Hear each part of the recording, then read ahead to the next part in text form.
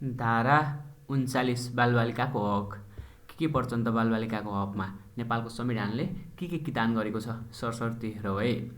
प्रत्येक बालबालिकालाई आफ्नो पहिचान सहित नामाकरण र जन्मदर्ताको हक हुनेछ। के भन्यो? प्रत्येक बालबालिकालाई आफ्नो पहिचान सहित नामाकरण र जन्मदर्ताको हक हुनेछ। प्रत्येक बालबालिकालाई परिवार तथा राज्यबाट शिक्षा, स्वास्थ्य, पालनपोषण, उचित स्याहार, खेलकुद, मनोरञ्जन तथा सर्वाङ्गीण व्यक्तित्व विकासको हक हुनेछ।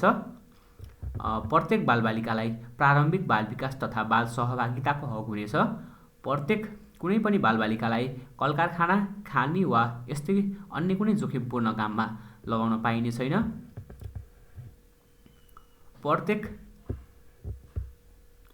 कुनै पनि बालबालिकालाई कलकारखाना, खानी वा यस्तै अन्य कुनै जोखिमपूर्ण काममा लगाउन पाइने छैन। कुनै पनि बालबालिकालाई बालविवाह, गैरकानुनी ओसारपसार र अपहरण गर्ने वा बन्धक राख्न पाइने छैन। कुनै पनि बालबालिकालाई घर, विद्यालय वा अन्य जुनसुकै स्थान र अवस्थामा शारीरिक, मानसिक वा अन्य कुनै किसिमको यातना दिन पाइने छैन। प्रत्येक बालबालिकालाई बाल अनुकूल न्यायको हक हुनेछ।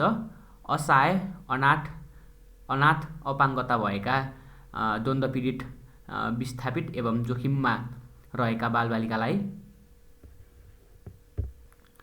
राज्यबाट विशेष संरक्षण र सुविधा पाउने हक हुनेछ। यो त रहे नेपालको संविधानको मौलिक हक अन्तर्गत धारा 39 मा बालबालिकाको हक रहेको थियो। यसमा पर्ने के पर्छन् त भन्ने विषयमा सरसर्ती हेर्यौँ। यदि च्यानललाई सब्स्क्राइब गर्नुभएको छैन भने च्यानललाई सब्स्क्राइब गरी नजिकै आएको बेल आइकनलाई पनि क्लिक गर्नुहोला।